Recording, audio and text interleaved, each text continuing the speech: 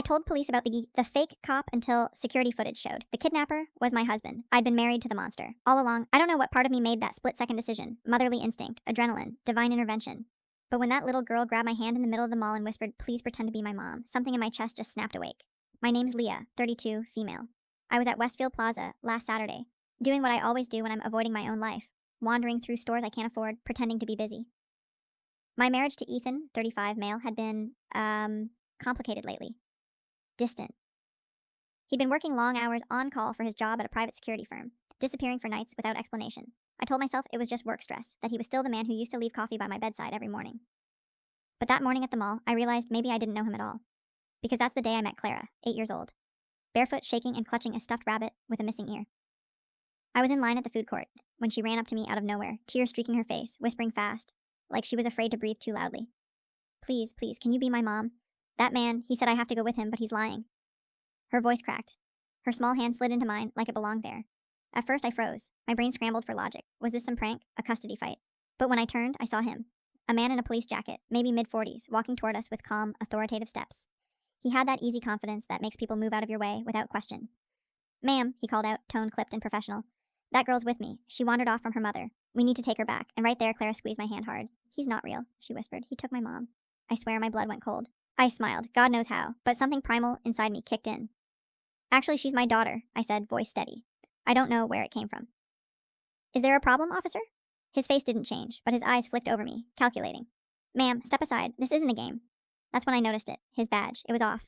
The seal slightly crooked, the metal duller than it should be. My stomach dropped. The mall was buzzing with noise. But in that moment, everything tunneled down to just the three of us, me, Clara, and this stranger, with fake authority and the calm patience of a predator. He tried again, lowering his voice. "You don't want to get involved in this, lady." But it was too late. My arm wrapped around Clara like it had a mind of its own.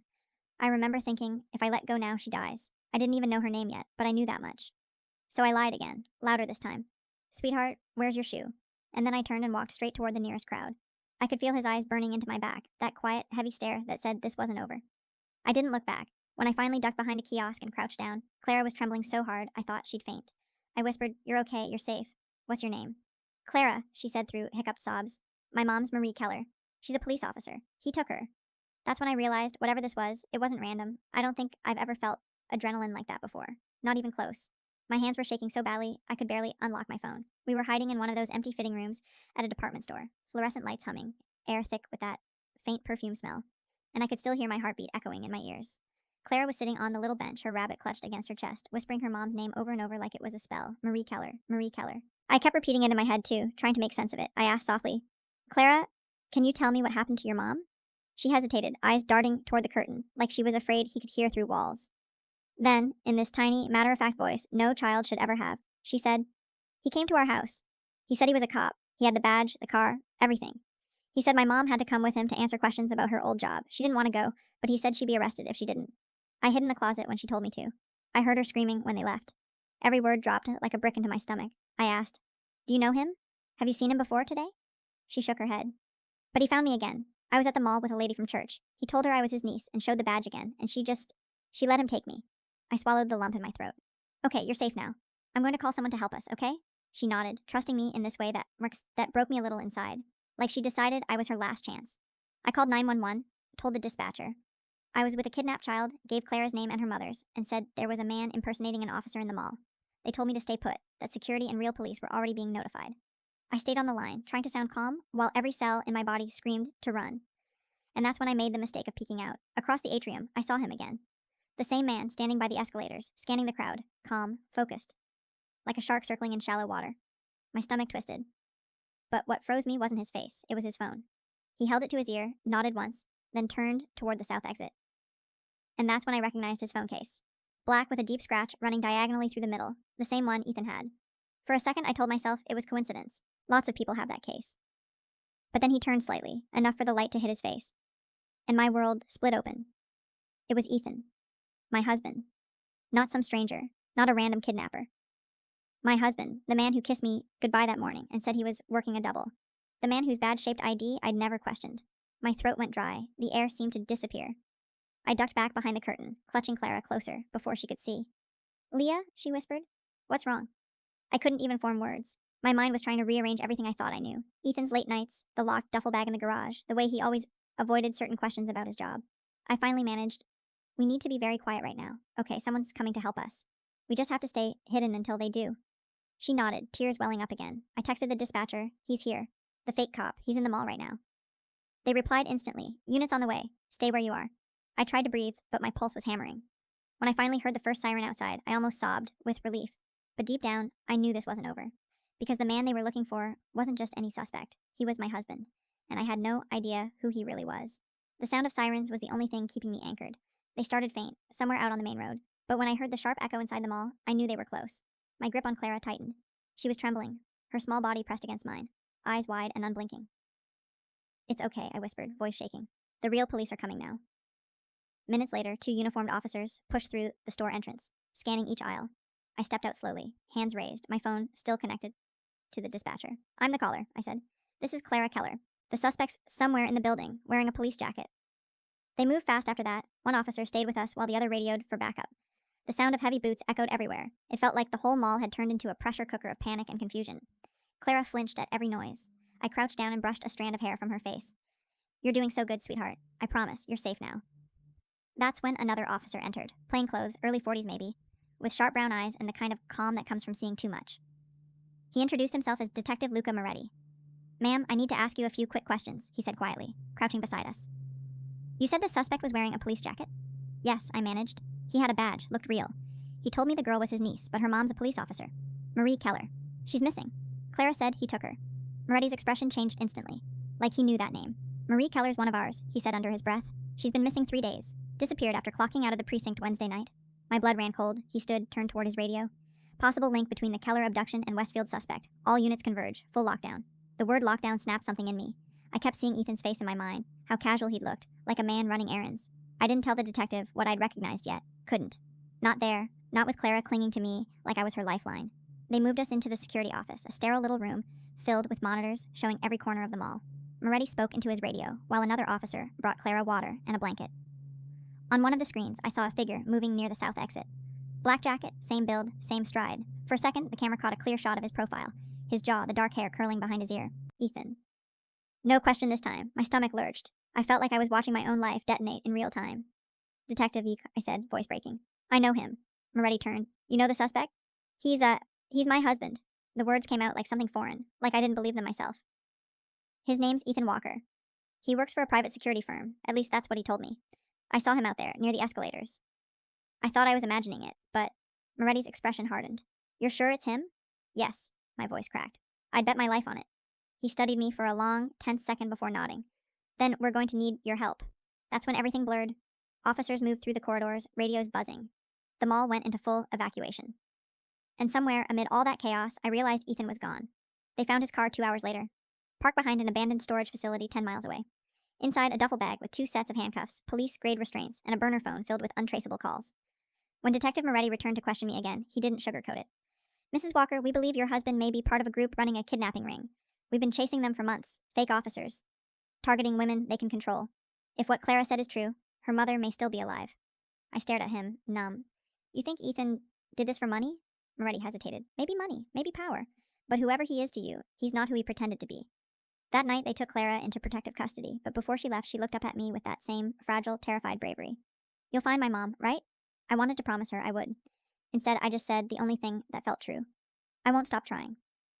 When I finally got home, the house felt different, too still, too quiet. Ethan's jacket was still draped over the couch, like he'd only stepped out for groceries. His coffee mug sat in the sink, his toothbrush by the mirror. Everything perfectly ordinary, except for the fact that the man who owned them had just been accused of kidnapping and impersonating a cop. And deep down, I knew this was only the beginning. I didn't sleep that night, not even for a minute. Every time I closed my eyes, I saw Ethan's face on that security feed, his calm, detached expression, as he walked away like none of it mattered. Like he hadn't just destroyed a child's life, or mine. By morning, my hands were still trembling, but not from fear anymore, from anger. Detective Moretti called around 8 a.m. He sounded exhausted. "We've got teams going through the storage facility where we found your husband's car." "Nothing yet, but the setup looked temporary. We think they're moving victims between sites." "Victims?" The word lodged in my throat. He hesitated. "We found traces of blood, zip ties, and a police radio modified to private frequencies. Your husband's phone records are being pulled now." I just sat there staring at the wall. The framed wedding photo, the one of Ethan lifting me off my feet in the garden, was still on the mantel. For years, that picture had been proof to me that love could survive anything. Now it looked like evidence from a crime scene. When Moretti arrived at my house that afternoon, he wasn't alone. He had a tech specialist with him, a woman in her 30s named Tessa, quick-eyed and quiet. They set up a laptop on my dining table and asked if they could go through Ethan's office. Do whatever you need, I said. They started combing through drawers, flash drives, his old desktop computer. The smell of his cologne still lingered faintly in the air, and it made me nauseous. After an hour, Tessa froze. Detective, you need to see this. She'd opened a hidden folder buried under random tax documents. Inside were dozens of scanned IDs, police badges, driver's licenses, security credentials, all with different names, but Ethan's face. And not just his, there was another person who appeared in multiple files. A woman. Blonde, sharp-featured, eyes like ice. Each ID had a different alias, but the same photograph. Who is she? I asked. Moretti exchanged a look with Tessa before replying. We think her real name's Elena Varga, former security contractor. We've had her on our radar for months. She was discharged from a private defense company in Arizona after weapons theft allegations. Disappeared shortly after. My stomach turned. You think she's working with Ethan? We think they're partners, he said quietly. Possibly more. That hit me harder than I expected. Not because of jealousy, it was beyond that, but because it made everything feel deliberate, calculated. Like the man I'd loved had built our entire marriage as a cover for something much darker. Tessa found encrypted messages next, emails between EW and EV, discussing deliveries, clients, and verifications. Coded, but clear enough. They weren't just kidnapping random people, they were selling them. By sunset, my house had turned into a crime scene. Officers taking photos, bagging evidence, whispering through radios. Neighbors peeking from their windows. I stood on my porch numb, watching them carry out box after box of my husband's secret life. That night, Moretti asked me to come to the precinct for a formal statement. As we sat across from each other in that small interrogation room, I finally broke. How did I not see it? I whispered. How do you live with someone for 7 years and not realize they're capable of this? Moretti leaned back, arms folded. Because people like him are good at pretending. They build masks that fit so perfectly, you start to forget they're masks. I nodded, staring down at my hands. He always said he was working overtime, protecting people. God. He wasn't lying. He just left out who he was protecting them from. Before I left, Moretti showed me a piece of surveillance still from a nearby parking lot camera near the storage unit. It showed Ethan getting into a van, and beside him, unmistakable even in the grainy image, was a woman who matched Elena Varga's photo. The timestamp was from 48 hours ago. Which means, Moretti said quietly, Marie Keller could still be alive. For the first time in 2 days, hope flickered, raw and desperate. I didn't care that my marriage was over, or that the world now saw me as the wife of a criminal. All I cared about was helping that little girl get her mother back. So I made a decision that night. I told Moretti, whatever you need from me, information, contact patterns, anything, I'll help. Just find her. He looked at me for a long second, then nodded. You sure about that? If Ethan tries to contact you, it could get dangerous fast. I met his eyes. He already made it dangerous. I just didn't know it. Update. I honestly didn't expect this to blow up. When the story hit the local news, police impersonation ring busted open by civilian tip. I thought it would fade after a day or two. But then, national outlets picked it up, and suddenly I wasn't Leah Walker, wife of Ethan Walker. I was the wife who unknowingly helped a kidnapper hide victims in plain sight. And Reddit, if I'm being honest, that's been hell. Reporters camped outside my house for 3 days straight. Some shouted questions about how I didn't know. Others whispered like they were dissecting a zoo exhibit. My job put me on administrative leave for my own safety. People online debated whether I was a victim or an accomplice. I got DMs from strangers telling me I should have noticed sooner that women like me enable monsters. And then, mixed in with the hate, were messages from survivors, people saying, you saved that little girl. Don't let anyone take that from you. Those are the ones that kept me going. Detective Moretti's been in constant contact since the raid. They uncovered more than anyone expected. Storage units in 3 states, burner accounts tied to security transport services, even cash transfers routed through shell charities. Ethan and Elena had built a system that looked legitimate until you dug beneath the surface. Each assignment was labeled as a private protection contract. In reality, they were abducting women under false warrants and selling their identities, or ransoming them to whoever wanted them silenced. Marie Keller was one of their last jobs.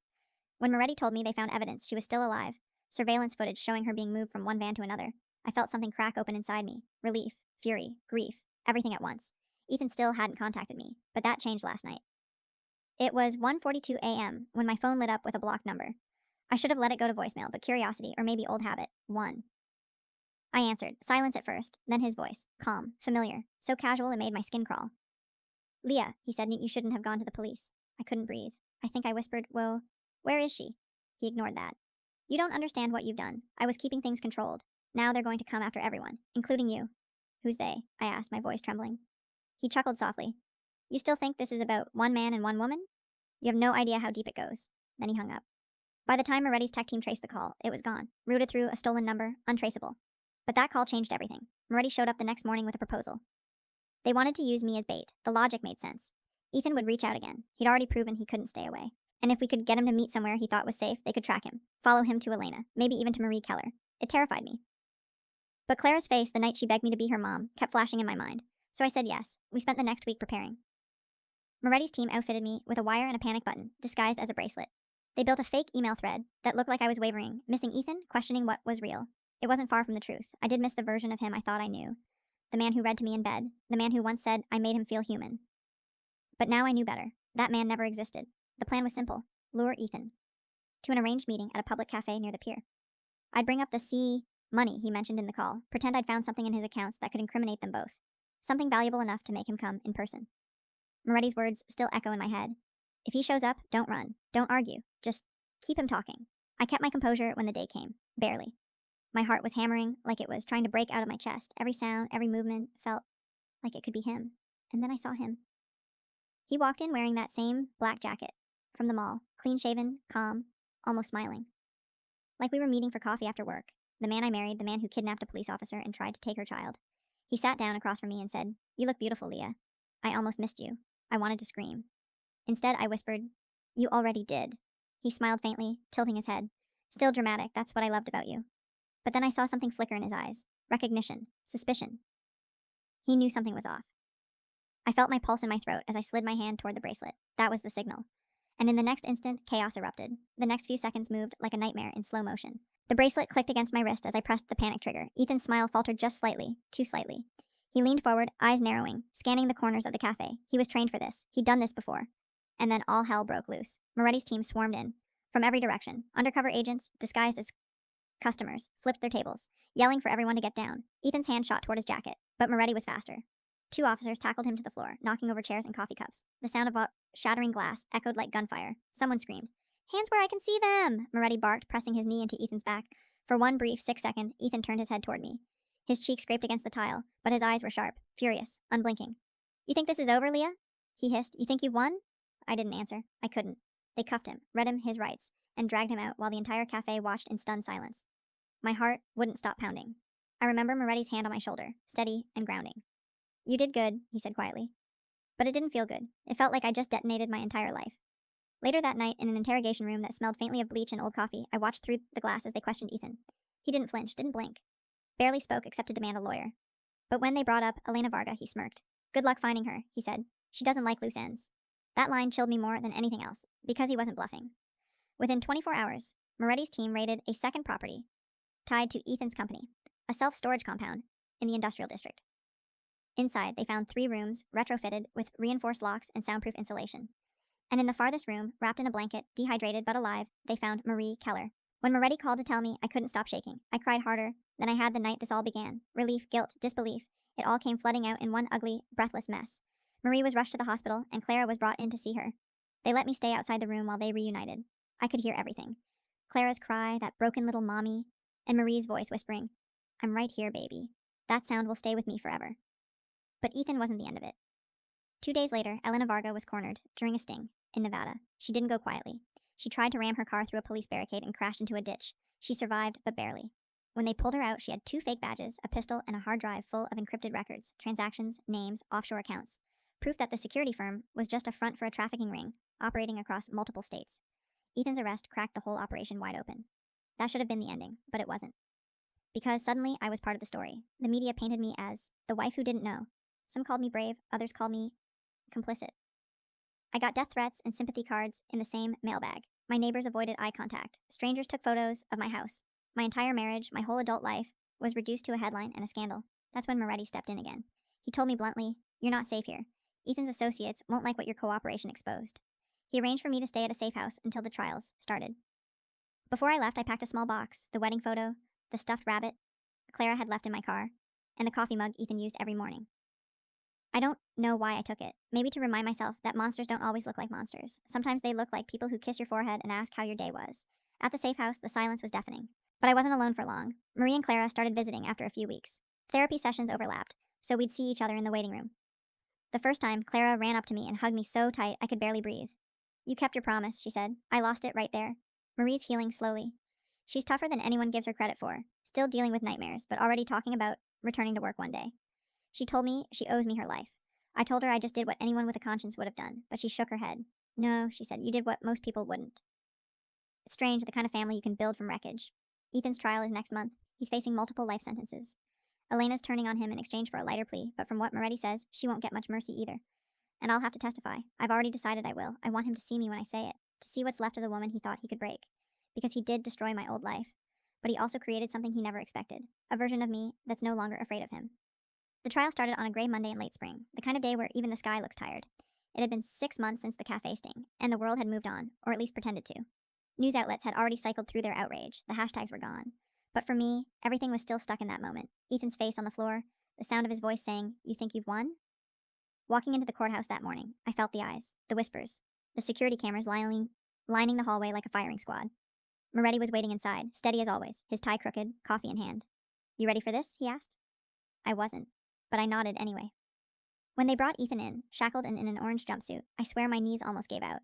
He looked smaller somehow, thinner, but the arrogance was still there, the quiet smirk, the tilt of his head like he was the one observing me. He didn't look ashamed. He looked amused.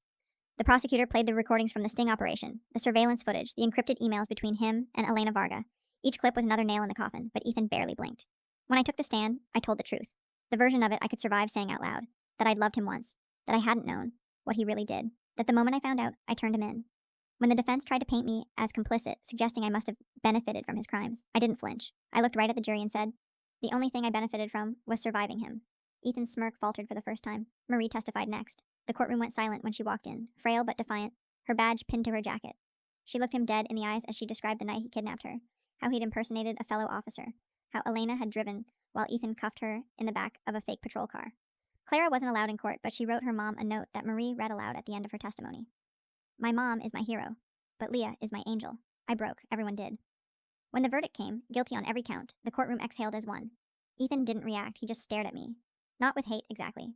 More like curiosity, as if he still couldn't comprehend how I'd undone him. Afterward, Moretti found me outside. It's done, he said quietly. He'll never get out. I nodded, but closure felt like a myth. It wasn't over, not really. Because long after the gavel fell, the whispers didn't stop. My name was still linked to his in every article, every search result. Employers were sympathetic but cautious.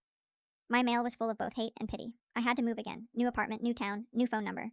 But life has a funny way of rebuilding itself in the cracks. Marie invited me to join a survivors group she'd started for women who'd experienced manipulation or coercive control. I hesitated at first, but I went. The first meeting was small. 5 women in a church basement, folding chairs, bad coffee. But something about sitting in that circle, sharing air with people who understood what it's like to love a liar, it cracked me open in a good way. I started seeing a therapist regularly. I stopped apologizing for what I hadn't done. I started running in the mornings again, just to feel my body working, lungs burning, heart beating for me. And Clara, God, that kid, she's healing faster than anyone expected. Her nightmares are fewer now. She's back in school, making friends, even painting again. Marie told me she keeps a picture of us, her, me, and that battered stuffed rabbit, on her nightstand. Sometimes we all meet up for lunch. It's strange how normal it feels now. 3 people who should have been destroyed by the same man, sitting in a sunny cafe, laughing about something Clara said. Last week she told me, Mom says bad people don't win forever, even if they think they do.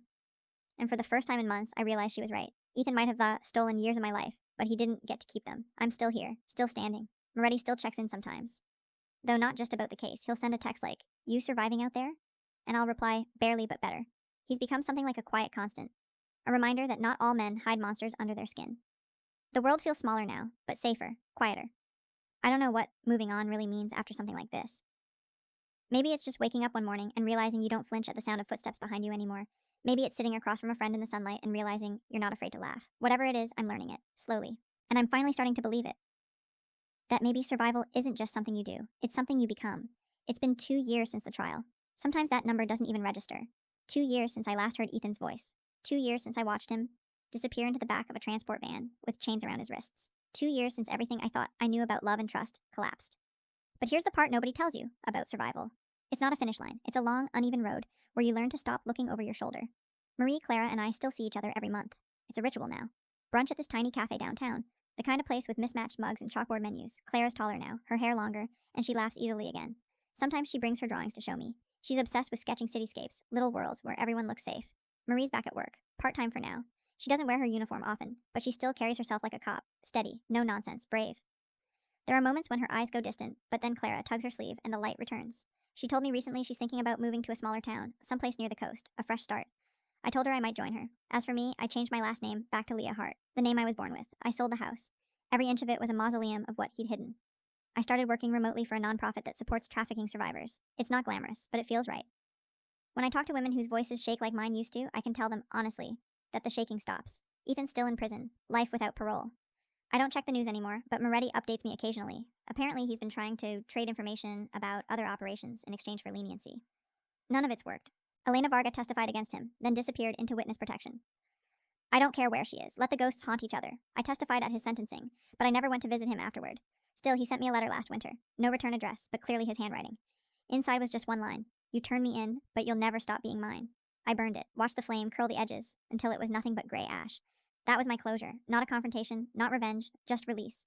Funny thing, for all the chaos he caused, the worst damage wasn't physical. It was how small he made my world. How he taught me to doubt what I saw, what I knew. Every apology, every excuse. It all chipped away at me until I wasn't sure where he ended. And I began. But standing there watching that paper burn, I realized something. He didn't just underestimate me. He created me. The version of me that's still standing now. The woman who doesn't freeze when life gets dangerous, who doesn't confuse control for love. The woman who fought for a child she didn't know. That's the irony, isn't it? Ethan thought he'd built a perfect lie. A marriage that covered his crimes. But it was that same marriage, that same mask, that led to his downfall. The moment Clara ran to me in that mall, fate rerouted everything. His lie met my instinct, and instinct won. Sometimes when the night gets too quiet, I replay that day. Not the fear, the moment after. The second I took her hand. Because that single act, pure, thoughtless compassion, set everything right again, even if it wrecked my life in the process. A few weeks ago, Marie and I took Clara to a fair by the pier, the same pier where the sting happened. She wanted to ride the Ferris wheel. When we got to the top, the city looked small beneath us, lights flickering against the water. Clara leaned against the railing and said, "It's kind of pretty when you're not scared."